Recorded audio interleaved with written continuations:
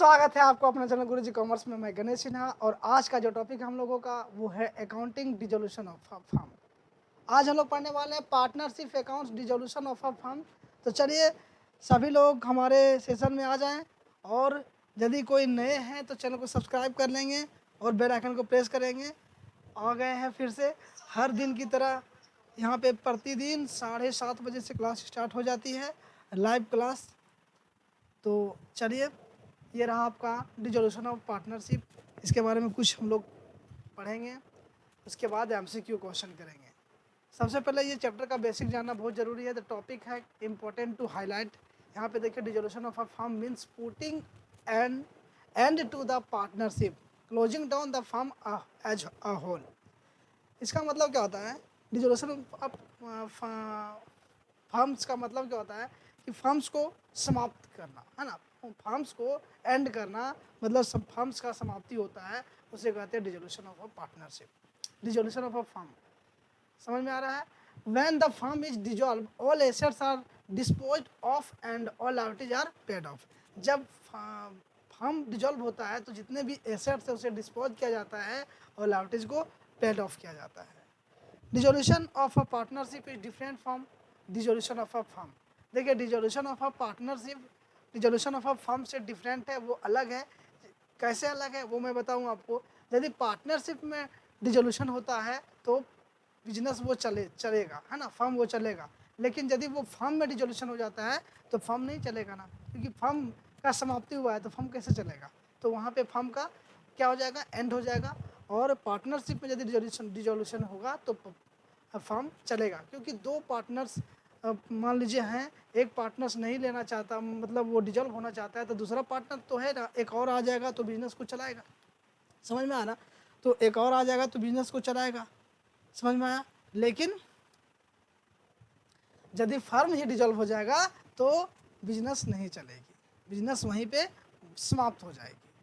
देखिए यहाँ पे डिसोल्यूशन ऑफ पार्टनरशिप और डिसोल्यूशन ऑफ फर्म, एक एक पॉइंट पढ़िए, इसका डिफरेंस क्या है, दोनों एक दूसरे के से अलग किस प्रकार है वो जानेंगे।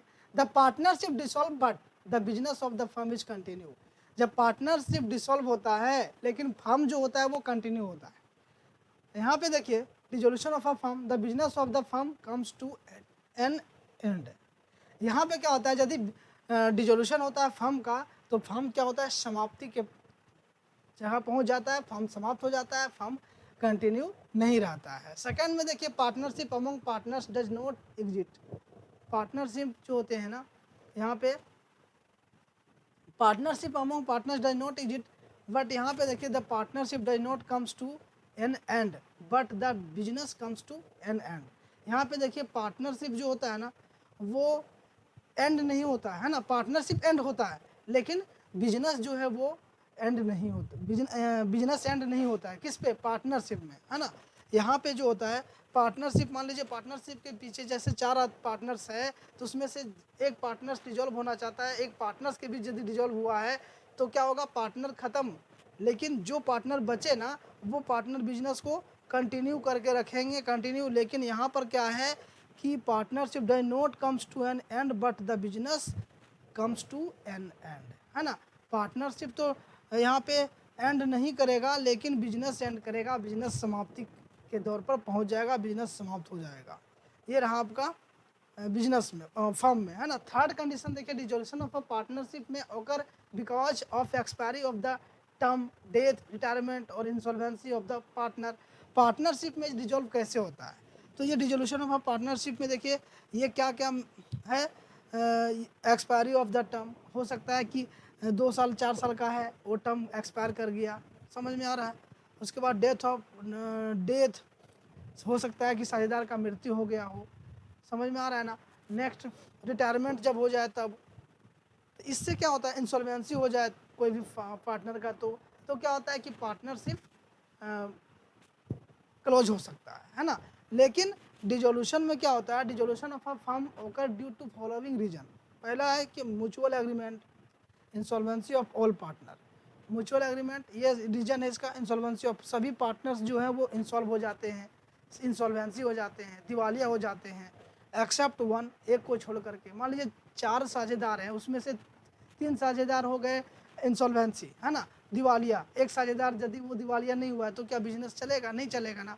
Business of a firms becomes illegal etcetera, हो सकता है फर्म बिजनेस जो है वो इलीगल हो एक्सेट्रा। तो ये सब कंडीशन से क्या होता है कि ये पार्टनरशिप में डिजोल्यूशन होता है और फर्म में भी डिजोल्यूशन हो जाता है ना। तो यहाँ पे हम लोग पढ़े डिजोल्यूशन ऑफ अ पार्टनरशिप और डिजोल्यूशन ऑफ अ फर्म का डिफरेंट। क्या डिफरेंट है आपको पता है ना, मैंने आपको क्या बताया, dissolution of a partnership is different from dissolution of a firm. समझ में आया ना, dissolution of a partnership different है किससे? डिजोल्यूशन ऑफ अ फर्म से। ओके, आई होप समझ में आया है। नेक्स्ट यहाँ पे देखिए note, dissolution of a partnership does not necessarily means dissolution of a firm, whereas dissolution of a firm necessarily implies dissolution of a partnership. However, if after dissolution of a partnership the partners are not willing to carry on the business, then the firm automatically dissolve. जब partnership यहाँ पे देखिए dissolution of partnership में क्या है, जो साझेदार जो होते हैं ना वो अपना इच्छा से बिजनेस को नहीं चलाना चाहते हैं, है ना। यहाँ पे क्या बताया, partners are not willing to carry on the business, मतलब बिजनेस को चलाने के लिए वो इच्छुक नहीं है। तो क्या हो रहा है, द फर्म ऑटोमेटिकली डिजॉल्व, तो फर्म ऑटोमेटिकली क्या हो जा रहा है, डिजॉल्व हो रहा है, समापन हो जा रहा है। अब हम लोग पढ़ेंगे dissolution of type of dissolution, मतलब डिजोल्यूशन किस टाइप का हो सकता है। तो यहाँ पर देखिए डिजोल्यूशन टू टाइप्स का होता है, एक होता है वॉलेंट्रीली मतलब इच्छा से, एक होता है फोर्स्ड, है ना, मतलब फोर्स्ड करके डिजोल्व करना। तो दो टाइप से डिजोल्यूशन होता है। तो हम लोग पढ़ेंगे voluntary voluntary dissolution, this occurs when the partners mutually decided to dissolve the firm, सभी साझेदार मिल करके डिसाइड करते हैं कि फर्म को यहीं पे समापन कर दिया जाए, ये होता है voluntary dissolution. In case the partnership as at will, then any partner can give notice of dissolution and the firm will be dissolve thereafter. इसमें क्या होता है, इन केस द पार्टनरशिप, इसमें क्या होता है कि कोई भी साझेदार नोटिस दे सकता है फर्म को डिजोल्यूशन के लिए, उसके बाद क्या होता है, फर्म डिजोल्व होता है। समझ में आया ना, ये स्वेच्छा से जिसको बोलते हैं वॉलंटरी, और एक है आपका force dissolution. Force dissolution when the court orders dissolution it is known as force dissolution. जब कोर्ट ऑर्डर करता है कि फर्म यहाँ पे आप बिजनेस को जो फर्म चला रहे हैं उसको डिजोल्व करिए, जब कोर्ट ऑर्डर दिया तो क्या हुआ, ये फोर्स करके मतलब ज़बरदस्ती आपको डिजोल्व करना पड़ा। इट कोर्ट में order dissolution based on the following reason. अब बताइए कोर्ट कैसे कह देगा कि अपना फर्म को बंद कर दो, उसके लिए तो कुछ रीजन होगा ना, ऐसे तो कहेगा नहीं कोर्ट। तो उसके लिए रीजन है, हम लोग पॉइंट बाय पॉइंट पढ़ेंगे। यहाँ पे देखिए उसके लिए रीजन क्या क्या है। Where when a partner has become of unsound man, जब कोई भी पार्टनर बिकम हो जाता है अनसाउंड मैन मतलब पागल हो गया हो। Where partner suffer from permanent incapacity, या तो कोई भी पार्टनर्स उस बिजनेस चलाने के योग्य ना हो, इनकैपेसिटी हो मतलब अक्षमता हो, उसके पास क्षमता नहीं है बिजनेस करने का, मतलब उसे चलाने का भी उसके पास कैपेसिटी नहीं है, शारीरिक कैपेसिटी नहीं है ना। इस कंडीशन में where a partner is guilty of misconduct affecting business, है ना, कोई भी पार्टनर यदि दोषी पाया गया है ना, बिजनेस के अफेक्टिंग में। उसके बाद देखिए where the court thinks that the dissolution are just and equitable. तो क्या होता है ये where the court thinks that the dissolution is just and equitable, तो कोर्ट क्या करता है यहाँ पे डिजोल्यूशन के बारे में इन्फॉर्म करता है। यहाँ पे देखिए where the partner disagreed the partnership agreement, कोई भी पार्टनर, मान लीजिए 4 पार्टनर है उसमें से 4 पार्टनर में हो सकता है 3 पार्टनर इस या तो एक पार्टनर 2 पार्टनर क्या होगा कि वो एग्रीमेंट से वो क्या है डिसएग्रीड डिसरिगार्ड्स है, मतलब उसके अनुसार नहीं चल रहा है, वो अपने एक दूसरे के साथ क्या हो रहा है, डिस्प्यूट हो रहा है। Where any of the partner transfer his share to a third person, है ना। Next where the business can not be carried on except for loss, यहाँ पे देखिए बिजनेस कुछ कर ही नहीं सकता है, सिर्फ लॉस ही चल रहा है। There is no profit, profit नहीं चलेगा तो क्या बिजनेस को चलाएगा, कोई भी तो नहीं चलाएगा ना। जब प्रॉफिट नहीं होगा तो कोई बिजनेस को चलाएगा नहीं चलाएगा। तो ये रहा आपका। अब चलिए अभी आगे हम लोग फिर पढ़ेंगे पॉइंट। यहाँ पे देखिए where all the partners except one become illegal, है ना। जब सभी पार्टनर जो है वो क्या है, अच्छे हैं, लेकिन एक पार्टनर्स इलीगल है ना। मतलब एक को छोड़कर सभी पार्टनर्स इलीगल है। यहाँ पे ये है एक के छोड़ करके except one become illegal where the business of the firm is declared as illegal. हो सकता है बिजनेस जो फर्म जो चला रहे हैं वही इलीगल हो, है ना। तो इस कंडीशन में क्या होता है कि फर्म्स का डिसोल्यूशन होता है। अब देखिए हम लोग पढ़ेंगे स्टेटमेंट्स ऑफ अकाउंट्स। यहाँ पे स्टेटमेंट ऑफ अकाउंट्स क्या क्या करते हैं। तो अकॉर्डिंग टू सेक्शन 48, सेक्शन 48 के अनुसार setting the accounts of a firm after dissolution, accounts जो हम लोग फर्म का सेट करते हैं डिसोल्यूशन के बाद, the accounts will be settled as follows. Accounts इस तरह से सेटल किया जाएगा, all assets will be dispose of and liabilities paid off. जितने भी एसेट्स हैं उसे डिस्पोज ऑफ किया जाएगा, उसे सेल किया जाएगा, उसको रियलाइज किया जाएगा, है ना। बेचने के बाद जो लायबिलिटीज है उसे पेड किया जाएगा। समझ में आ रहा है ना। मतलब एसेट्स को क्या करेंगे, डिस्पोज करेंगे और लायबिलिटीज को पेड ऑफ करेंगे। जो लायबिलिटीज आप जिससे लिए हैं उसे पेड करना होगा। From the amounts realise from the sales of assets the payment to the third parties will be made, है ना। जो एसेट्स को हम लोग सेल, उसके बाद क्या करते हैं, एसेट्स को सेल करते हैं। इसके लिए हम लोग क्या करते हैं डिसोल्यूशन में, तो रियलाइजेशन अकाउंट्स ओपन करते हैं एक, है ना। रियलाइजेशन अकाउंट बनाने के बाद जो उससे जो आएगा प्रॉफिट आएगा या तो लॉस आएगा, प्रॉफिट आएगा तो फिर लायबिलिटीज को भी उसी में पेड करते हैं ना। प्रॉफिट जो आएगा वो क्या करेगा, एक दूसरे के साथ वो साझेदार लोग बांट लेंगे, ठीक है। लॉस आएगा तो क्या करेंगे, वो बेयर करेंगे। थर्ड में देखिए any surplus remaining after settling the claim of the third party the remaining amount will be distributed among the partner.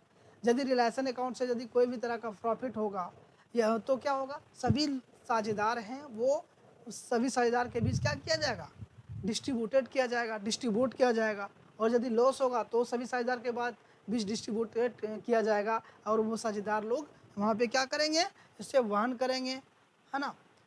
तो अभी हम लोग यहाँ पे पढ़ने वाले हैं रिवोल्यूशन अकाउंट और रियलाइजेशन अकाउंट के बीच के क्या अंतर है, ये एक दूसरे से किस प्रकार डिफरेंट है वो चीज़।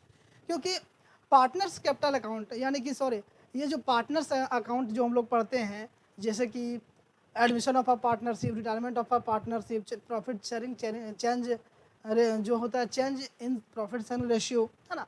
ये सारे चैप्टर में हम लोग क्या पढ़े हैं, ये सारे कंडीशन में हम लोग क्या पढ़े हैं, रिवोल्यूशन अकाउंट, है ना। लेकिन यहाँ जो अभी जो चल रहा है इस कंडीशन में, मतलब कि जब डिसोल्यूशन होता है फर्म का तो यहाँ पे होता है रियलाइजेशन अकाउंट। रियलाइजेशन अकाउंट क्या होता है पता है, क्योंकि जितने भी एसेट्स हैं उसे क्या डिस्पोज ऑफ करते हैं हम लोग, तो उसके लिए रियलाइजेशन अकाउंट बनाते हैं और लायबिलिटीज को पेड ऑफ करते हैं, पेड करते हैं, ठीक है। तो यहाँ पे हम लोग जानेंगे सबसे पहले difference between revolution account and realisation account. Revolution account में देखिए record the effect of assets and liability.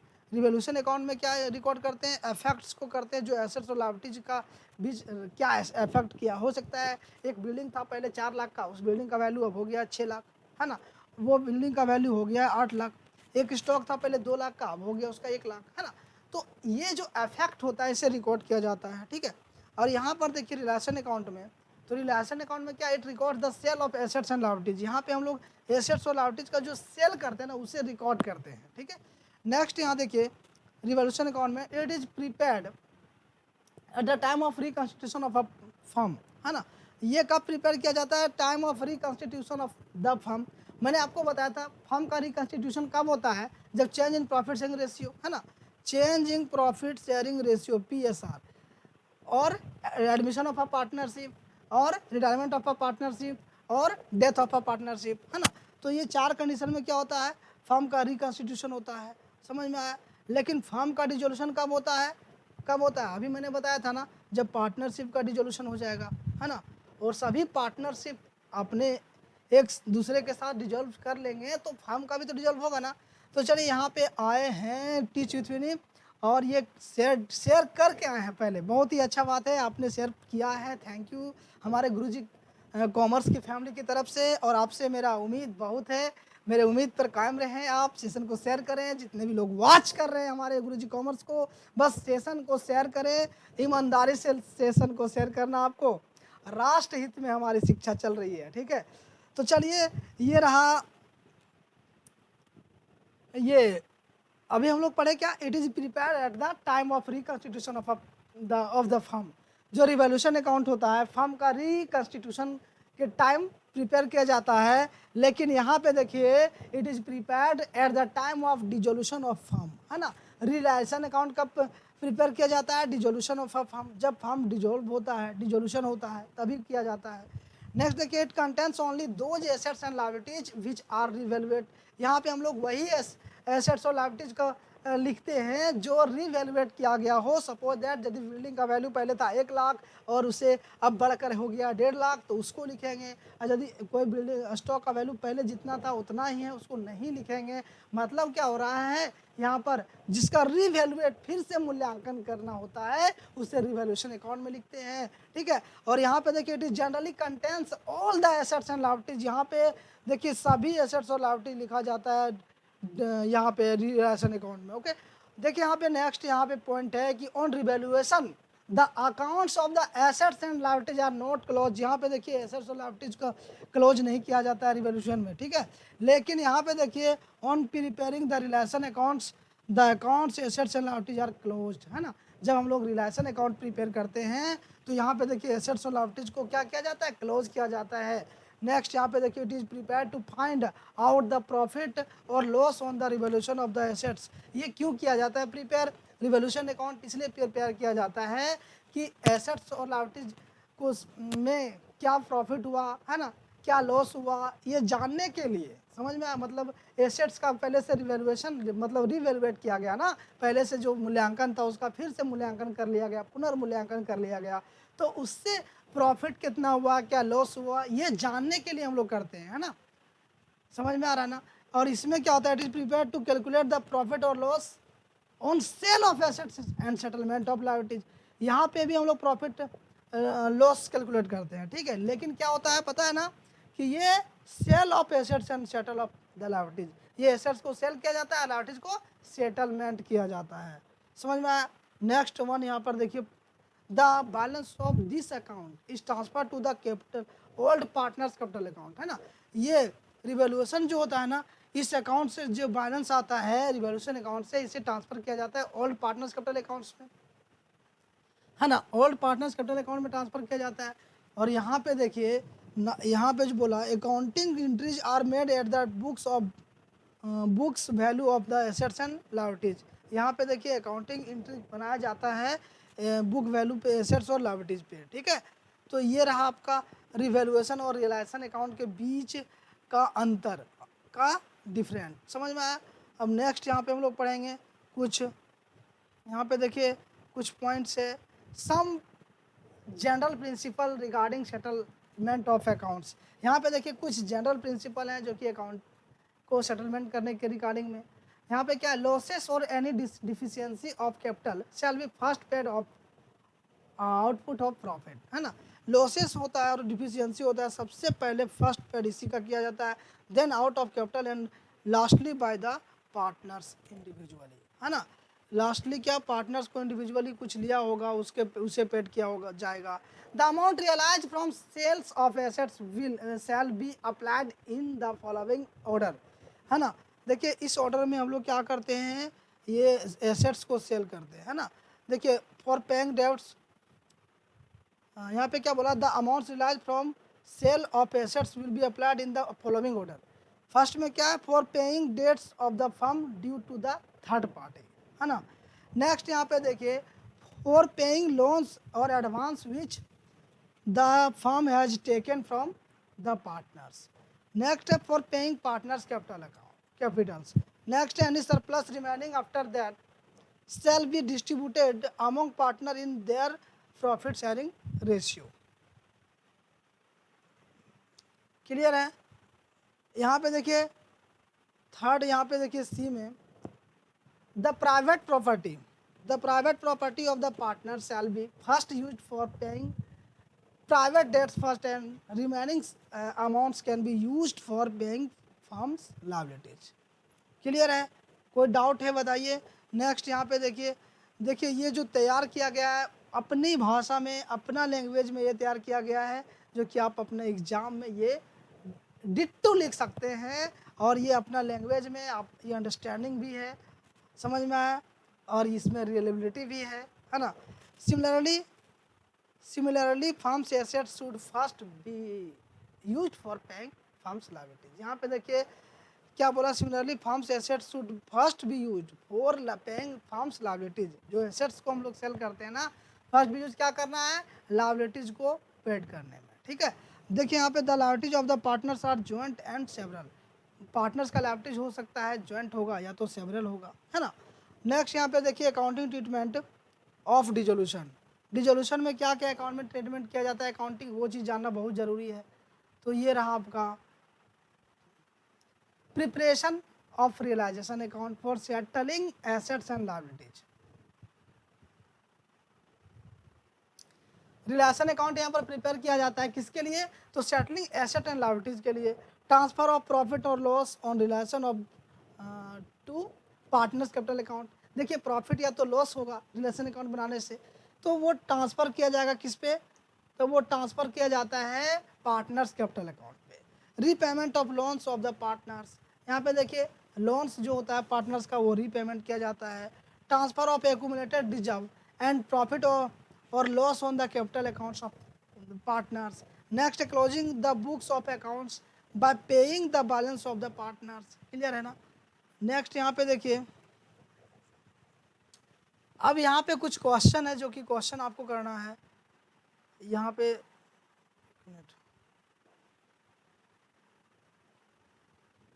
यहाँ पे देखिए after all above treatment the books accounts will close. First में क्या हम लोग करते हैं, preparation of relation account for transfer of assets to relation account, है ना। ये एसेट्स को कहाँ ट्रांसफर करते हैं, रिलेशन अकाउंट्स में। तो इसका एंट्री क्या होता है, relation account debit to cash account to assets account, मतलब relation account debit to sundry assets, जितने भी एसेट्स है, प्लांट है, मशीनरी है, सारे को, है ना, फर्नीचर है, सारे चीज़ यहाँ पर जो एसेट्स लिखा है ना, यहाँ पे एसेट्स, यहाँ पे क्या होगा, प्लांट, मशीनरी, फर्नीचर, स्टॉक, जितना भी एसेट्स है सब एसेट्स को लिखते हैं एट बुक वैल्यू पे, ठीक है। बुक वैल्यू उसका जो पहले से दिया हुआ था उसी पे लिखा जाता है। क्लियर है। तो चलिए सेशन को शेयर करिए फटाफट जल्दी से, बहुत कम ही लोग वॉच कर रहे हैं। जितने पे यहाँ पे ज़्यादा स्टूडेंट्स रहते हैं उतना ज़्यादा एनर्जी यहाँ पे मिलता है। ये रहा आपका नेक्स्ट, यहाँ पे देखिए note, cash and bank balance should not be transferred as they are realise assets, है ना। यहाँ पे देखिए कैश और बैंक बैलेंस को यहाँ पर नहीं लिखा, ट्रांसफर किया जाता है रियलाइजेशन ऑफ एसेट्स में। Debit balance of PL should not be transferred, यदि पीएल अकाउंट में देखिए यहाँ पे डेबिट बैलेंस होगा उसे भी ट्रांसफर नहीं किया जाता है, समझ में आया। नेक्स्ट देखिए फॉर सेल और डिस्पोजल ऑफ एसेट्स, यानी कि सेल और डिस्पोजल ऑफ एसेट्स, है ना। तो इसका एंट्री हम लोग क्या करेंगे, cash account debit to realisation account. यदि हम लोग एसेट्स को डिस्पोजल करते हैं, सेल करते हैं, ठीक है, तो उसका एंट्री क्या होता है, cash account debit to realisation account. जो अभी हम लोग पढ़ रहे हैं वो रियलाइजेशन अकाउंट में जो एंट्री हम लोग करते हैं ना, मतलब उसमें क्या क्या एंट्री ट्रीटमेंट करते हैं, ये सारी चीज़ पहले पढ़ेंगे। फर्स्ट में हमने आपको क्या बताया, तो फर्स्ट में relation account debit to sundry assets, मतलब जितने भी एसेट्स हैं उसे हम लोग क्या करते हैं, रिलेशन अकाउंट में ट्रांसफ़र करते हैं। किसको छोड़ने के बाद, पता है ना, तो ये केस को छोड़ने के बाद, है ना। केस और बैंक को नहीं लेता है, नहीं लिया जाता है। और debit balance of PL should not be transferred, मतलब पीएल का जो डेबिट बैलेंस है उससे भी ट्रांसफ़र नहीं किया जाएगा। बाकी बात जितने भी एसेट्स हैं सभी को कर देंगे। थर्ड में देखिए for assets taken over by the partners, partners के जैसे कोई भी पार्टनर्स होता है वो एसेट्स टेकन ओवर करता है, मतलब कोई भी एसेट्स है वो खुद परचेज कर लेता है, खुद वहाँ रख लेता है, तो उसका एंट्री क्या होगा, पार्टनर्स कैपिटल अकाउंट डेबिट, मतलब जो पार्टनर्स का कैपिटल अकाउंट है उसे डेबिट किया जाएगा। क्यों किया जाएगा, ये देखिए थोड़ा सा समझने वाली बात है। देखिए कब, जब मान लीजिए कोई पार्टनर है जो कि 1 लाख का स्टॉक है ना, वो रख लेना चाह रहा है, ठीक है, मतलब क्या, वो एसेट्स टेकन ओवर कर रहा है, ठीक है, मतलब परचेज कर रहा है, तो क्या करेंगे हम लोग इसका एंट्री, ये एसेट्स तो रिलेशन अकाउंट में चला जाएगा ना, एसेट्स तो रिलेशन अकाउंट में चला गया है। अब यहाँ से पार्टनर्स लेगा, कोई भी पार्टनर, मान लीजिए गणेश है पार्टनर, तो गणेश ही ले रहा है। तो 1 लाख गणेश का पैसा जो खाता से पैसा कटेगा ना, तो गणेश का जो कैपिटल अकाउंट में क्या होगा, डेबिट हो जाएगा। ठीक है, देखिए यहाँ पे याद करने वाला कुछ बात नहीं है, आप लॉजिक समझ करके आप बना सकते हैं क्वेश्चन को, है ना, आप एंट्री को समझ सकते हैं। तो मान लीजिए 1 लाख का एसेट जो था वो गणेश ले लिया, है ना, तो गणेश ले लिया, कहाँ से लिया, रियलाइजेशन अकाउंट से लिया ना, तो गणेश का अकाउंट में क्या किया जाएगा, डेबिट किया जाएगा, 1 लाख रुपया का उसका अकाउंट से काटा जाएगा। यहाँ पर देखिए, यहाँ पे पार्टनर्स कैपिटल अकाउंट डेबिट, यानी पार्टनर्स जो लेता है उसका नाम लिखेंगे। मान लीजिए गणेश लिया ना, तो गणेश कैपिटल अकाउंट डेबिट होगा 1 लाख का टू रियलाइजेशन अकाउंट, है ना। समझ में आ रहा होगा आप लोगों को, और नहीं तो कमेंट करेंगे और बताएंगे कि नहीं आ रहा है। डी का देखिए नेक्स्ट एंट्री यहाँ पर होगा, for transfer of liabilities to realise, जैसे लाइबिलिटीज को हम लोग रियलाइज करने के लिए ट्रांसफर करते हैं रियलाइजेशन अकाउंट में ना, यानी कि सेल करने के लिए हम लोग ट्रांसफर कहाँ करते हैं, रियलाइजेशन अकाउंट में। तो उसका एंट्री क्या होगा, जैसे एसेट्स का मैंने बताया था आपको कि realisation account debit to assets account, है ना, उसका जस्ट अपोजिट होता है ना, क्योंकि एसेट्स का अपोजिट लाइबिलिटीज है, लाइबिलिटीज का अपोजिट एसेट्स है ना। तो उसी तरह एसेट्स का एंट्री मैंने आपको बताया कि रियलाइजेशन अकाउंट डेबिट, बताया था ना अभी, रियलाइजेशन अकाउंट डेबिट कर रहे थे, और टू में क्या कर रहे थे, टू में एसेट्स, है ना, एसेट्स अकाउंट। तो लाइबिलिटीज में क्या हो जाएगा, तो realisation account debit, liabilities account debit to realisation account, उल्टा हो जाएगा। तो liabilities account debit to realisation account, क्योंकि एसेट्स का रिवर्स क्या होता है, लाइबिलिटीज होता है ना। समझ में आया। अब यहाँ पे देखिए क्या क्या नहीं लेना है, नोट में मैंने लिखा है, note only outside liabilities are transfer, partners capital account and loans are not transferred. यहाँ पे देखिए आउटसाइड लाइबिलिटी जो वही ट्रांसफर होगा यदि कोई भी पार्टनर्स का कैपिटल है और यहाँ पे पार्टनर्स का लोन है, तो उसको हम लोग ट्रांसफर नहीं करते हैं, है ना। तो यहाँ पे देखिए ये 5वां एंट्री आप क्या करेंगे, फॉर पेमेंट ऑफ लाइबिलिटीज। अब लाइबिलिटीज का पेमेंट भी तो करना पड़ेगा ना, तो पेमेंट करेंगे लाइबिलिटीज का, तो उसका एंट्री क्या होगा, realisation account debit to case account, है ना, realisation account debit to case account. और हम लोग एसेट्स का एंट्री क्या करते थे, एसेट्स सेल का, तो क्या case account debit to relation account. यहाँ क्या होगा, relation account debit to case account, क्योंकि रिलेशन का जो लाइबिलिटीज हुआ है ना रिलेशन में, उसे पेड कर रहे हैं। नेक्स्ट देखिए for payment of unrecorded liabilities, unrecorded liabilities ऐसा लाइबिलिटीज जो रिकॉर्ड नहीं था उसे भी पेड करना पड़ रहा है आपको, है ना, अनफॉर्चुनेटली, क्योंकि आपने किसी से लिया था, आपने किसी से लिया था लेकिन आपको पता नहीं था, वो आपको याद दिलाता है कि तूने मुझसे 10,000 रुपया लिया था, वो पैसे को तुम दे दो वरना अच्छा नहीं होगा। तो क्या किए, ये अनरिकॉर्डेड लाइबिलिटीज है जो कि आपका माइंड से वो हट गया था। ऐसा लाइबिलिटी जो आपके पास याद नहीं था, आपने उसे रिकॉर्ड करके कहीं नहीं लिखा था, लेकिन अगला आदमी जो क्रेडिटर है आपका, वो जब आपको याद दिलाता है तब आपको याद आ जाता है कि आई हैव टू पे, आई विल हैव टू पे, मुझे पे करना होगा, है ना। तो क्या हो गया, ये अनरिकॉर्डेड लाइबिलिटीज है, तो यू हैव टू पे, आपको उसे देना है। समझ में आया ना। तो इसका एंट्री क्या होगा, realisation account debit to case account, है ना, realisation account debit to case account होगा इसका एंट्री। नेक्स्ट यहाँ पे देखिए जी, है ना, 7वां एंट्री क्या होता है, for sale of unrecorded assets. देखिए कभी कभी ऐसा भी हो जाता है कि आपके पास एसेट्स जो है आपके फर्म में वो तो याद है आपको, लेकिन आप जब देखें तो कुछ एसेट्स जो बाद में भी लिए थे लेकिन आप अपने डायरी में कभी लिखे ही नहीं थे, है ना, उसे आप अपने फॉर्म्स में रिकॉर्ड करके नहीं लिखे थे, तो वो क्या हो गया, अनरिकॉर्डेड, मतलब रिकॉर्ड जिससे नहीं किया जा सके, नहीं किया गया हो, वो क्या होता है, अनरिकॉर्डेड। तो अनरिकॉर्डेड एसेट्स आपका निकला तो उससे बेचेंगे तो आपको क्या फ़ायदा होगा ना, फ़ायदा होगा कि नहीं बताइए, तो फ़ायदा होगा आपको, यानी कि प्रॉफिट होगा, है ना। इसलिए कहते हैं कायदे में रहेंगे तो फ़ायदा जरूर होगा आपको, है ना। तो case account debit to realisation account, समझ में आया। इसका एंट्री क्या होता है, केस अकाउंट डेबिट, क्योंकि केस तो आपका आ रहा है ना, पता है ना, आप जब केस आता है तो डेबिट करेंगे, क्योंकि आप ये देखिए debit watt comes in and credit what goes out का रूल आपको पता होगा, क्लास 11 का क्लास आपने किया होगा, और यदि नहीं किया होगा तो आप हमारे प्लेलिस्ट में जाएंगे, वहाँ पे क्लास 11 का पूरा journal entry, trial balance, ledger accounts सारे यहाँ पे बताया गया है। तो सभी चीज़ों पर आप विशेष ध्यान देंगे, और कोई भी एक वीडियो आप देखेंगे पूरा एंड तक तो आपको पूरा समझ में आ जाएगा। मैंने तो बहुत वीडियो बना चुका हूँ, है ना। तो ये समझ में आपको आया। नेक्स्ट यहाँ पे देखिए, for any liabilities assumed by a partner, कोई लायबिलिटी जब एज्यूम बाय पार्टनर से, पार्टनर, है ना, तो क्या होता है, realisation account debit to partners capital account, इसका एंट्री होगा। तो ये 8वां एंट्री था। अब यहाँ पर देखिए for payment of realisation expenses, realisation का एक्सपेंसेज पेड करना, वसूली करने में कुछ खर्च होती है ना, तो उसे पेड करने के लिए एंट्री होता है एक realisation account debit to cash account, है ना। Realisation account debit to cash account, इसका एंट्री होगा। और 2 में सेकंड में देखिए फॉर प्रॉफिट ऑन रिलाइजेशन, यदि रिलाइजेशन से प्रॉफिट हो जाता है तो खुशी की बात है। क्या होता है, खुशी की बात है ना, सभी पार्टनर्स लोग बांट लेंगे उसे। तो रिलायसन अकाउंट को डेबिट करेंगे। डेबिट का मतलब मैंने आपको बताया था ना, डेबिट का मतलब यही हो रहा है कि उसके अकाउंट से पैसा निकल रहा है। और क्रेडिट कहाँ हो रहा है, टू पार्टनर्स कैपिटल अकाउंट्स में। जितने भी साझेदार हैं उसके अकाउंट्स में क्रेडिट हो रहा है, ये खुशी खुशी से लेके चल जाएंगे, क्योंकि रिलाइजेशन से प्रॉफिट हुआ है तो आराम से चलेंगे खुशी के साथ, है ना।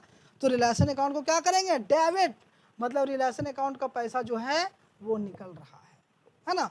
या तो निकल गया, एंट्री कर दिए तो निकल गया, लेकिन इसका रिवर्स में क्या आता है, इसका उल्टा, फॉर लॉस ऑन रिलायसन। कभी कभी ऐसा भी होता है ना कि रिलायसन से लॉस हो गया, हमेशा थोड़े ना प्रॉफिट होगा, लॉस हो गया, तो उस कंडीशन में क्या करेगा, तो उस कंडीशन में यही करेगा कि पार्टनर्स का कैपिटल अकाउंट से डेबिट करेगा। मतलब पार्टनर्स के जो कैपिटल है ना, पूंजी, उसको डेबिट, उसको काट लिया जाएगा। जितना रिलायसन में लॉस हुआ है सभी को बांट देने देगा। एक कोई स्पेसिफिक, मतलब कोई रेशियो रहता है जो ओल्ड रेशियो, उसी रेशियो में उसे क्या किया जाएगा, पार्टनर्स कैपिटल अकाउंट को डेबिट करेंगे वही रेशियो से। सपोज दैट, मान लीजिए 3 साझेदार थे, सपोज दैट हम मान रहे हैं, तीनों साझेदार का रेशियो जो था वो बराबर इक्वल था, 1:1:1:1। और यहाँ पर लॉस लग गया कितना, 30,000 का। तो क्या करेगा, तो 10,000 तीनों का अकाउंट से क्या करेगा, डिडक्ट करेगा, ठीक है। 10,000 तीनों का अकाउंट से डिडक्ट करेगा, इसलिए तीनों के अकाउंट्स को क्या किया जाएगा, डेबिट किया जाएगा। मतलब कि ए का कैपिटल अकाउंट से डेबिट किया जाएगा 10,000, बी का कैपिटल अकाउंट से 10,000, और सी का कैपिटल अकाउंट से 10,000, ठीक है, क्योंकि लॉस हुआ है, समझ में आया। और यदि यही प्रॉफिट होता तो तीनों के कैपिटल अकाउंट में क्या करेंगे, क्रेडिट कर देंगे, जमा हो कर देंगे, है ना, तो खुशी खुशी वो चला जाएगा। समझ में आ रहा ना। नेक्स्ट देखिए, रीपेमेंट ऑफ पार्टनर्स लोन। उसके बाद पार्टनर्स का लोन को रीपेमेंट किया जाता है, पेमेंट किया जाता है, तो पार्टनर्स लोन अकाउंट डेबिट, है ना, to cash account. Partners loan account debit, partners का लोन को डेबिट करेंगे, टू कैश करेंगे। मतलब देखिए, डेबिट का मतलब मैंने आपको क्या बताया कि वहाँ उसे खत्म किया जा रहा है, वहाँ से निकाला जा रहा है। तो पार्टनर्स का लोन था मान लीजिए 10,000, ठीक है, तो 10,000 हम दे देंगे तो ये पार्टनर्स का लोन खत्म हो जाएगा ना, कंप्लीट फिनिश हो जाएगा ना। तो डेबिट क्या करेगा, फिनिश कर देगा, मतलब उसमें कुछ भी बैलेंस नहीं बचेगा, वो कंप्लीटली क्या कर देगा, एंड कर देगा, ठीक है। तो यहाँ पर देखिए partners loan account debit. Next यहाँ पे देखिए, for transfer of undistributed profit and reserve. कुछ ऐसे प्रॉफिट होते हैं, रिजर्व होते हैं जो कि अनडिस्ट्रीब्यूटेड है, नहीं बांटा गया है अभी तक, उसका क्या किया जाएगा, उसका भी ट्रांसफर किया जाएगा, किसमें, पार्टनर्स कैपिटल में, ठीक है। तो profit and loss reserve, general reserve, है ना, ये सारे होते हैं, वर्कमैन कंपनसेशन फंड, ये सारे जो होते हैं ना, उसे क्या किया जाता है, सभी पार्टनर्स कैपिटल अकाउंट में ट्रांसफ़र कर दिया जाता है, उसके अकाउंट्स में क्रेडिट कर दिया जाता है। तो प्रॉफिट मान लीजिए 30,000 का है, तो तीनों पार्टनर्स को 10,000 रुपया क्रेडिट कर देंगे, मतलब उसके खाता में ये पैसा दे देना है, ठीक है। लॉस हुआ है तो लॉस को क्या करेंगे, तो लॉस के लिए उल्टा एंट्री होता है ना, रिवर्स हो जाएगा यहाँ पर। उसके बाद कोई जनरल रिजर्व है, यहाँ पर अभी हम प्रॉफिट का ही बात कर रहे हैं इसलिए प्रॉफिट का एंट्री है। जनरल रिजर्व है तो उसे भी क्या करेंगे, सभी पार्टनर्स का कैपिटल अकाउंट को क्रेडिट कर देंगे, और जनरल रिजर्व को क्या करेंगे, डेबिट कर देंगे। क्लियर है ना, आई होप ये समझ में आया। नेक्स्ट देखिए, 5वां एंट्री जो करते हैं हम लोग, settlement of partners capital account.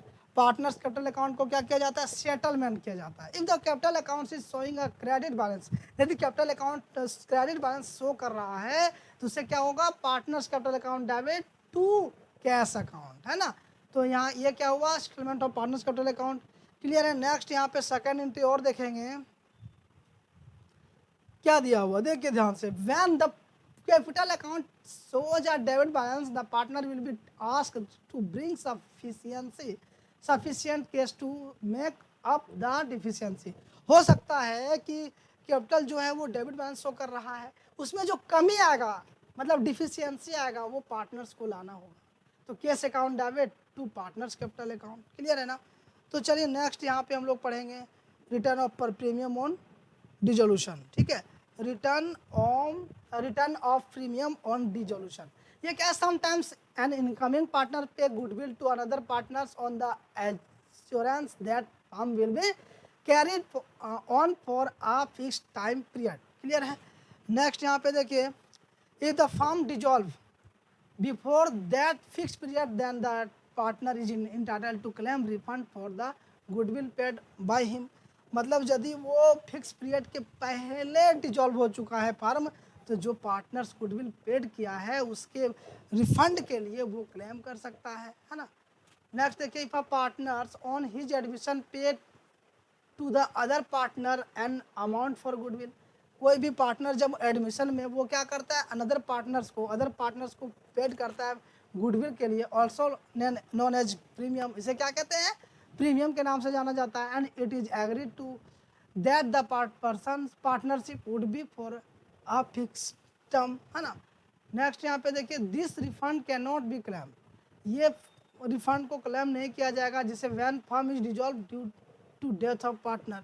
जब फर्म डिजॉल्व हो गया, किसके लिए, किसके रीजन से, तो डेथ ऑफ पार्टनर, कोई भी साझेदार का मृत्यु हो गई है।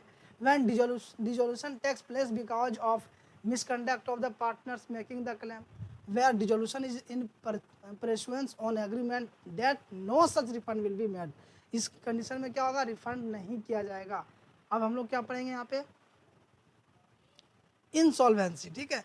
तो इंसॉल्वेंसी पढ़ेंगे यहाँ पे। देखिए थोड़ा, insolvency of a partner. Insolvency मतलब क्या होता है, कोई भी साझेदार दिवालिया हो जाता है। दिवालिया कब होता है पता है ना आपको, जब वो लायबिलिटीज को कवर नहीं कर पा रहा है, लायबिलिटीज को पेड नहीं कर पा रहा है, जब उसका एसेट से लायबिलिटीज बहुत ज़्यादा हो जाता है और वो पेड करने के लायक नहीं रहता है, तो क्या हो जाता है, वो साझेदार दिवालिया घोषित हो जाता है, ठीक है। दिवालिया हो जाता है कि मैं नहीं कर पाऊंगा, वो भाग जाता है, इसको बोलते भगौड़ा बोला जाता है ना। Insolvency means when nothing can be recovered from a partner. Insolvency का मतलब है कि उस साझेदार से कुछ भी ना रिकवर्ड किया जा सके, उस क्या हो जाता है, वो इंसॉल्वेंसी होता है। Insolvency can be a single partner of all the partners. Insolvency हो सकता है या तो एक ही साझेदार या तो सभी साझेदार, है ना, जो अपने लायबिलिटीज को वहन नहीं कर पा रहा है। Insolvency of a partner when dissolution occurs, any amount is due from the partner and he becomes insolvent, then this will treated as a loss which will be borne by the remaining solvent partner in the profit sharing ratio। यदि कोई भी partners, है ना, मान लीजिए यहाँ पे partners जो है उसमें से कोई एक पार्टनर्स डिजॉल्व हो जाता है, मतलब क्या कि इंसॉल्वेंट हो जाता है, तो जो रिमेनिंग पार्टनर हो सकता है, 3 पार्टनर्स था, उसमें से एक पार्टनर इंसॉल्वेंट हो गया, तो 2 पार्टनर जो बचा हुआ है ना, उसका लॉस को, है ना, उसका लायबिलिटीज को क्या करेगा, वो प्रॉफिट शेयरिंग रेशियो में बोर्न करेगा, है ना। यहाँ पे देखिए, will be treated as a loss which will be borne by the remaining solvent partners in the profit sharing ratio. मतलब लाभ हानि अनुपात जो दिया हुआ रहता है ना, वही रेशियो में जो बचे हुए साझेदार है, जो दिवालिया साझेदार का लायबिलिटीज को क्या करेगा, बोर्न करेगा। समझ में आया है, मतलब पेड करेगा। द एवम treatment was change after the decision of a famous case of Garner versus Murray. आपने ये गार्नर वर्सेस मर्रे के बारे में पढ़ा होगा, है ना। ये क्या होता है, ये 2 साझेदार थे, है ना, इन दोनों के बीच क्या हुआ, लड़ाई हो गया, डिस्प्यूट हो गया। अब यहाँ पे देखिए, decision of the case Garner versus Murray, है ना, गार्नर वर्सेस मुर्रे नियम। देखिए यहाँ पे क्या, loss on relation will be borne by all the partners including the insolvent partner will in their profit sharing ratio, है ना। यहाँ पे क्या, जो रिलेशन का लॉस होगा वो जितने भी पार्टनर्स हैं, है ना, इंक्लूडिंग इंसॉल्वेंट पार्टनर, ये भी क्या करेगा, बोर्न करेगा। देखिए गार्नर बराबर मर्रे का नियम जो था ना, ये क्या था कि ये दोनों जो थे बिजनेस में, दोनों पार्टनर्स थे, और पार्टनर्स में आपसी संबंध क्या हो जाता है, डिस्प्यूट में बदल जाता है। तो दोनों मुकदमा करते हैं, मतलब केस ये चला जाता है कोर्ट के पास, है ना, उसके बाद डिसीजन होता है। तो उसके बाद जो डिसीजन होता है वो चीज़ मैं बता रहा हूँ आपको।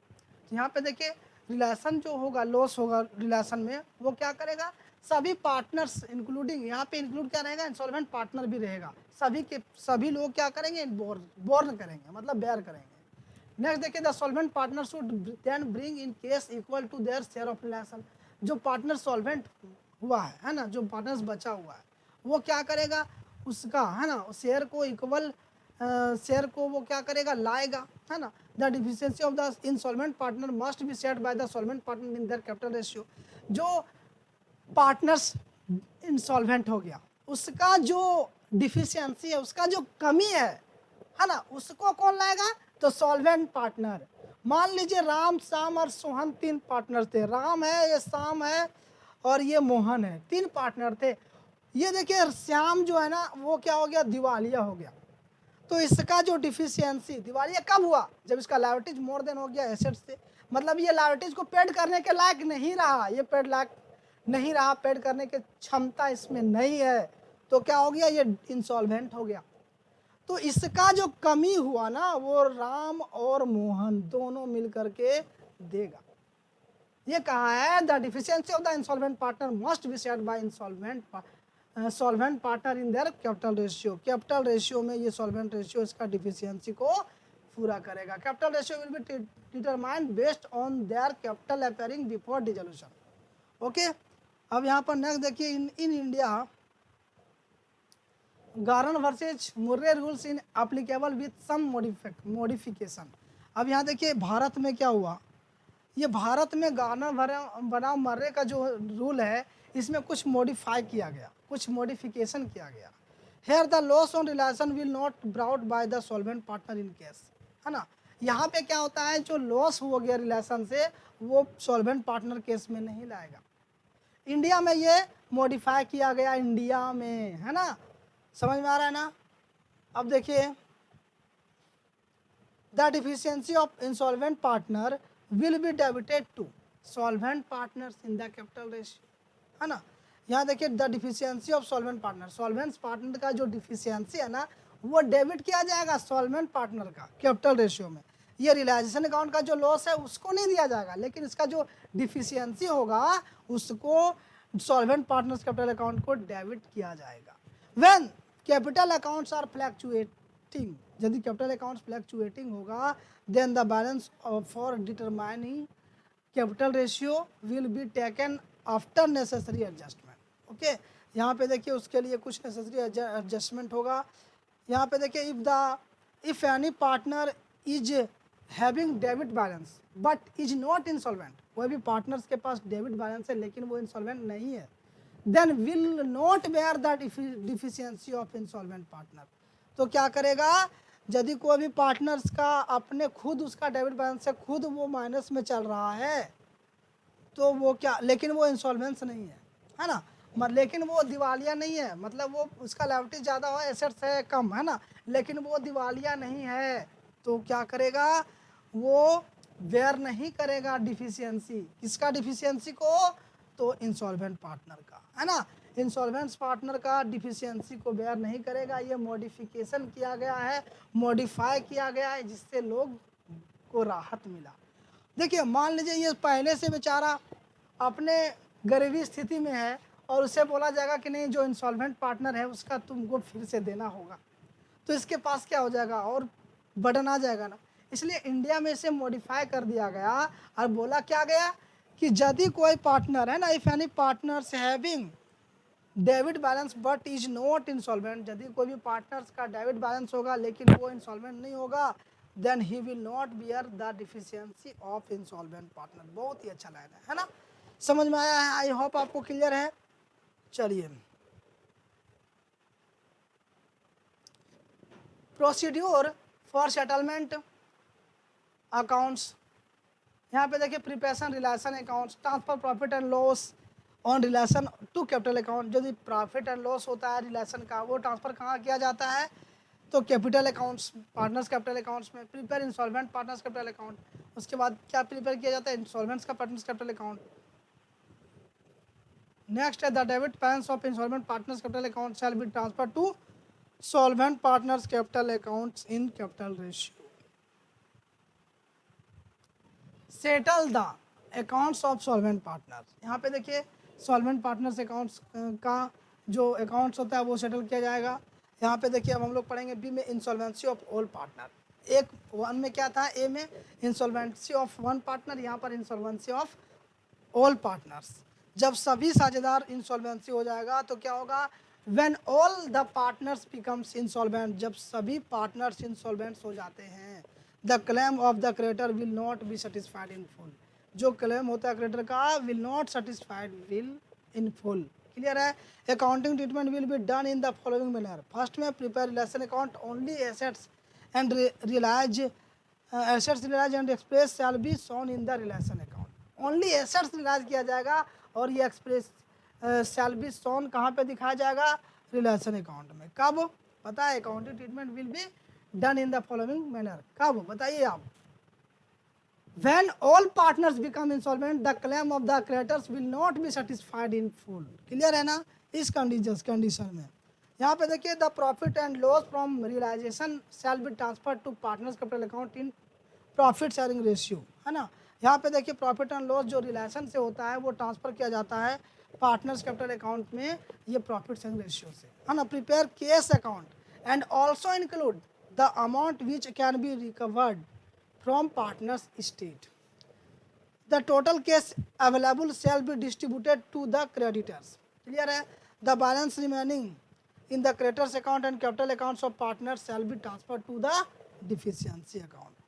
after this accounts will be closed, इसके बाद क्या किया जाएगा, after this accounts will be closed। clear है। चलिए, steps to be taken for accounting in case of insolvency। First step में क्या, realisation accounts is prepared in the usual manner.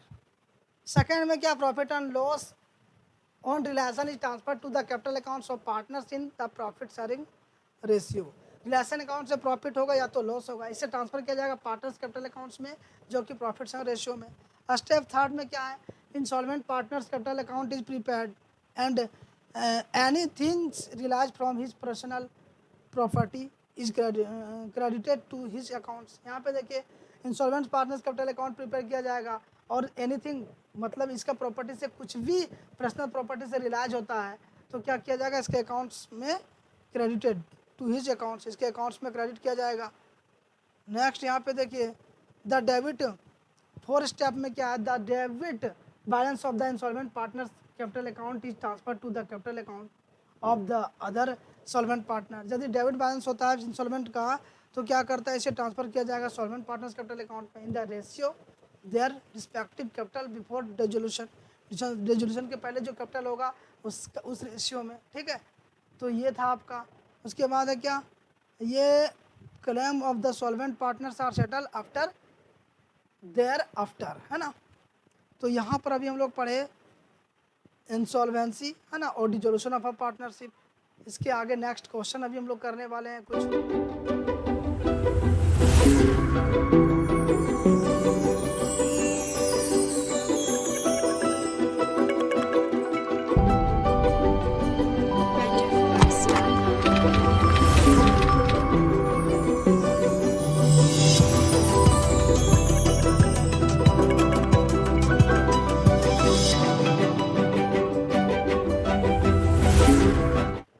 Question आपके स्क्रीन के सामने ये रहा, रिटायरमेंट और डेथ ऑफ अ पार्टनर। बताइए यहाँ पे, is dissolution of a partnership is dissolve the company.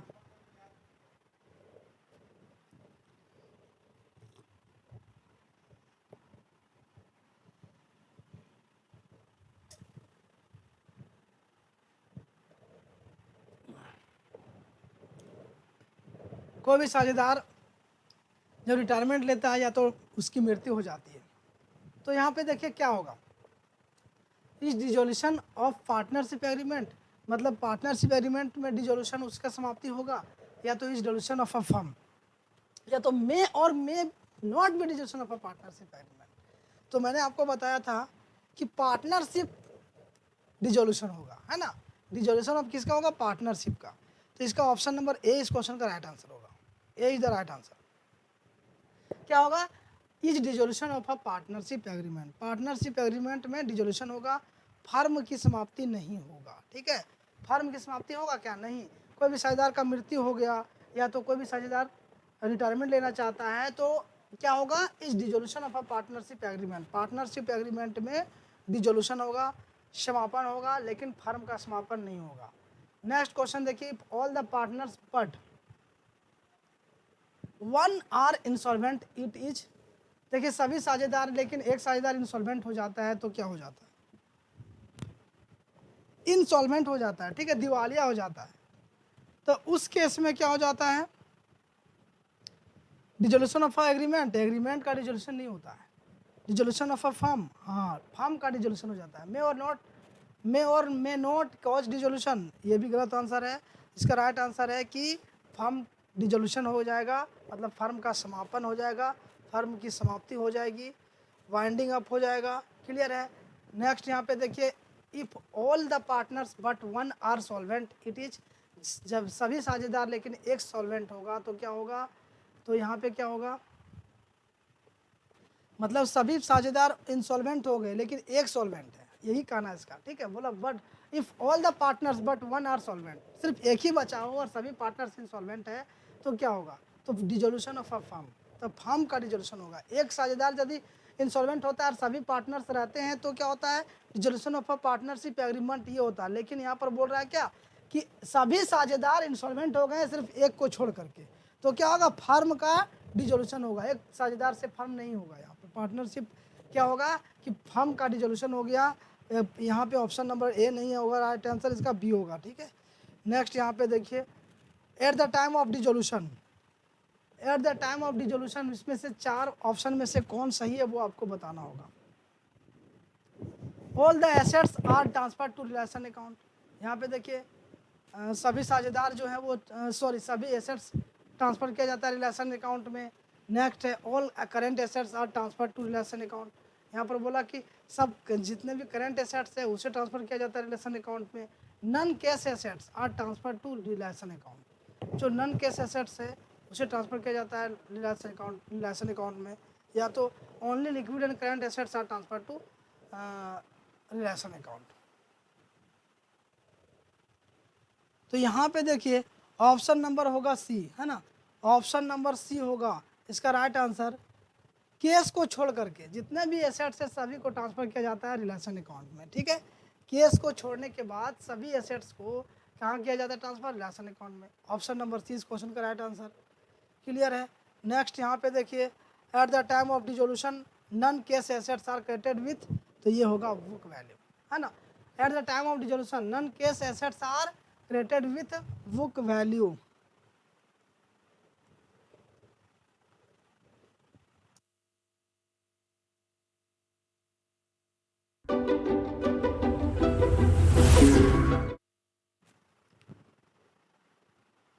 Next देखें यहाँ पे,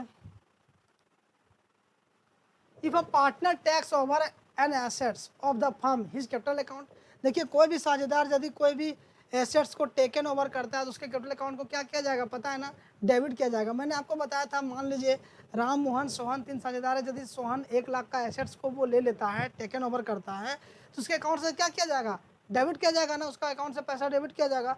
इसका आंसर होगा will be debited in the, यहाँ पे विल बी, यहाँ पे क्या बोला, with books value of the assets. यहाँ पे क्या होगा, अमाउंट इज एग्रीड, है ना, जो अमाउंट में एग्रीड होगा वो होगा, बुक वैल्यू नहीं। मान लीजिए 10,000 का था तो वो 8,000 में लिया, तो 8,000 जो अमाउंट एग्री होगा वो आपका ऑप्शन नंबर ए होगा, है ना, सी नहीं होगा। Will be debited with the amount as agreed. Clear है ना। नेक्स्ट यहाँ पे देखिए, loss on realisation is distributed among partner, जो लॉस होता है रिलेशन से, है ना, वो पार्टनर्स के लिए डिस्ट्रीब्यूशन किया जाएगा। तो कब, कैसे, तो according to profit and loss ratio, according to capital ratio, as decided among them, नहीं, according to profit and loss accounts ratio में होगा, ठीक है। ये ऑप्शन नंबर ए होगा, इसी में इसको डिस्ट्रीब्यूट किया जाएगा सभी साझेदार को, ठीक है। नेक्स्ट देखिए यहाँ पे, लॉस ऑन रिलेशन इज क्या होता है, debited to partners capital account, credited to partners capital account, या तो डेबिटेड टू रिलेशन अकाउंट। देखिए जो लॉस हो रहा है रिलेशन से, तो पार्टनर्स को ही तो देना होगा ना, सभी लॉस को बेयर करना होगा, तो उसके अकाउंट से क्या करेंगे, डेबिट करेंगे। तो ऑप्शन नंबर ए आपका राइट आंसर है। क्रेडिट तो कभी करेंगे नहीं, लॉस हुआ तो क्या और उसको पैसा देंगे, नहीं ना, रिलेशन अकाउंट को डेबिट नहीं किया जाएगा, क्रेडिट रिलेशन को नहीं, यहाँ पर डायरेक्ट यहाँ पे होगा debit to partners capital account. Clear है। यहाँ पे देखिए when all partners are insolvent creditor will be, सभी पार्टनर्स इंसॉल्वेंस है तो क्रेडिटर क्या किया जाएगा, तो पेड फुली, है ना। यहाँ पे paid fully, creditor will be paid fully, आपका राइट आंसर हो जाएगा option number A. Option number A is the right answer. Next देखिए the persons who have entered into a partnership business are individually called. देखिए जब साझेदार यहाँ पर क्या बोला, have entered in the partnership, into a partnership, तो individually क्या कहलाएगा, ये कहलाएगा आपका, बताइए, relation account, partners capital account, salary account और प्रोविजन फॉर बेड डेट्स। तो the person who have entered into a partnership business are individually called partners capital account, है ना। इसका राइट आंसर होगा पार्टनर्स कैपिटल अकाउंट्स। क्लियर है। Next देखिए यहाँ पे the persons who have entered into a partnership business are individually called, तो ये बताए थे पार्टनर्स, है ना। वेंडर नहीं होगा, एजेंट्स भी नहीं होगा, पार्टनर्स होगा, अफर्म नहीं, है ना। आपका राइट आंसर पार्टनर्स होगा। The person who have entered into a partnership business are individually called partners. जब कोई भी पर्सन्स बिजनेस में एंटर करते हैं पार्टनरशिप के अनुसार, पार्टनरशिप के रूप में, उसे क्या कहा जाता है, पार्टनर, साझेदार कहा जाता है। ठीक है। नेक्स्ट यहाँ पे देखिए if no provision is made is in agreement regarding the duration of the partnership, इसका क्या होगा, limited partnership, partnership at will, none और पर्टिकुलर पार्टनरशिप। यहाँ पर्टिकुलर पार्टनरशिप, तो यहाँ पर होगा partnership at will. Partnership at will मतलब पार्टनरशिप की स्वेच्छा से, है ना। यहाँ पर बोले थे if no provision is made in agreement regarding the duration of the partnership, तो ये पार्टनरशिप के स्वेच्छा से मतलब उसका इच्छा से होता है। ठीक है। नेक्स्ट देखिए a person who declares word of mouth as partner of the firm is called, यदि कोई भी साझेदार अपना मतलब ये कोई भी पार्टनर्स को ये बताता है अपने, मतलब फेस टू फेस जाके अपने, यहाँ पर बोल रहा है क्या, word of mouth as a partner of the firm is called, तो ये होगा स्टॉफर पार्टनर, स्टॉफर पार्टनर।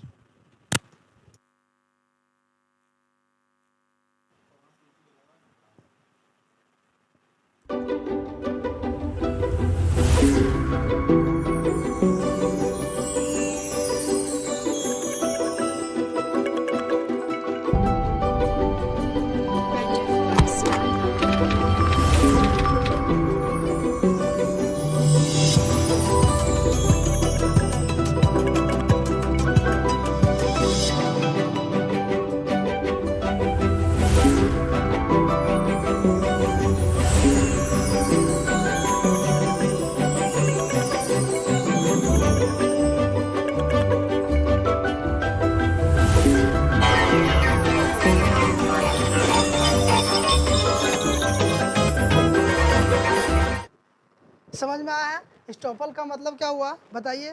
जैसे मान लीजिए राम और श्याम दो पार्टनर है, ठीक है, राम और श्याम दो और मोहन तीन पार्टनर है, सपोज दैट यहाँ पर राम श्याम और मोहन तीन पार्टनर है।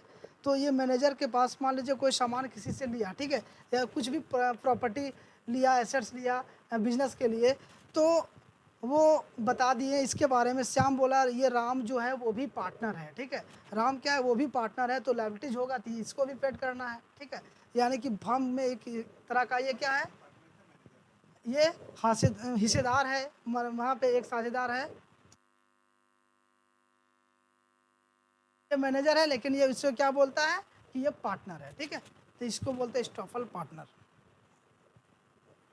नेक्स्ट यहाँ पे देखिए at the time of dissolution all the assets of a firm are transfer to the realisation account. हमने बताया था आपको जितना भी एसेट्स है सबको कहाँ पे ट्रांसफर किया जाता है, रिलेशन अकाउंट्स में, रियलाइजेशन अकाउंट्स में, और ये बुक वैल्यू पे। ठीक है, जो बुक वैल्यू इसका होगा पहले से जितना रहेगा इसका वैल्यू, मान लीजिए सपोज दैट इसका बुक वैल्यू 1 लाख है मशीन का, तो 1 लाख लेंगे, है ना, जो पहले से उसका मूल्य दिया हुआ है उसी को हम लोग लिखते हैं। ठीक है। नेक्स्ट यहाँ पे देखिए balance of realisation accounts is transfer to the capital account of a partner in, तो ये प्रॉफिट संग रेशियो, है ना, जो रिलेशन अकाउंट से बैलेंस आएगा या तो लॉस होगा या तो प्रॉफिट होगा, इसे किस रेशियो में हम लोग ट्रांसफ़र करते हैं तो profit sharing ratio option number B में, ऑप्शन नंबर बी इस क्वेश्चन का राइट आंसर हो जाएगा। समझ में आया है। नेक्स्ट यहाँ पे देखिए, the decision is Garner versus Murray was given in, तो ये जो था इसका निर्णय जो लिया गया था 1904 ईस्वी को लिया गया था। समझ में आया है।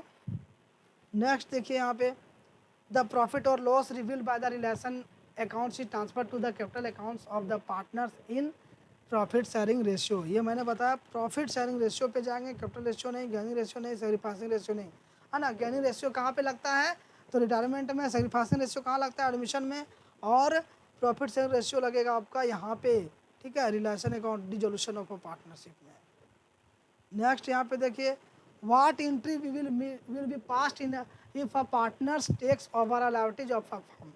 यदि पार्टनर्स कोई लायबिलिटीज लेता है फर्म से तो कौन सा एंट्री पास किया जाएगा वो बताना आपको। तो देखिए, debit realisation account and credit partners capital account, मतलब रिलेशन अकाउंट को डेबिट करेंगे और पार्टनर्स कैपिटल अकाउंट को क्या करेंगे, क्रेडिट करेंगे। क्लियर है। नेक्स्ट देखिए यहाँ पे, at the time of realisation balance standing in the accumulated reserve is transfer to, तो ये पार्टनर्स कैपिटल अकाउंट, कोई भी बैलेंस रहता है एक्यूमुलेटेड प्रॉफिट का, रिजर्व का, जनरल रिजर्व का, है ना, ये सारे पार्टनर्स कैपिटल अकाउंट में क्रेडिट किया जाते हैं, ट्रांसफर कर दिए जाते हैं, है ना, प्रॉफिट शेयरिंग रेशियो में। ओके। नेक्स्ट यहाँ पे देखिए, और ये लास्ट क्वेश्चन है, return of premium on dissolution can not be allowed if, क्या होगा यहाँ पे, तो firms is dissolve due to the death of partner. समझ में आया। मतलब जो प्रीमियम का जो रिटर्न, ये रिटर्न नहीं होगा किस कंडीशन में, जब साझेदार का मृत्यु हो जाएगा। ऑप्शन सही है, यानी कि ऑप्शन नंबर ये सही है, राइट आंसर है। बी में देखिए, where the dissolution takes place due to the misconduct of the partners making the claim, ये भी राइट है। नेक्स्ट देखिए, where the dissolution takes place in the pursuance of agreement, ये भी सही है, यानी कि ऑल ऑफ द एबव इस क्वेश्चन का राइट आंसर है। आई होप ये समझ में आया होगा। तो चलिए, आप यदि हमारे चैनल में नया, चैनल को सब्सक्राइब कर लीजिए, बेल आइकन को प्रेस करिए, और मिलते हैं नेक्स्ट क्लास में। जय हिंद, जय भारत।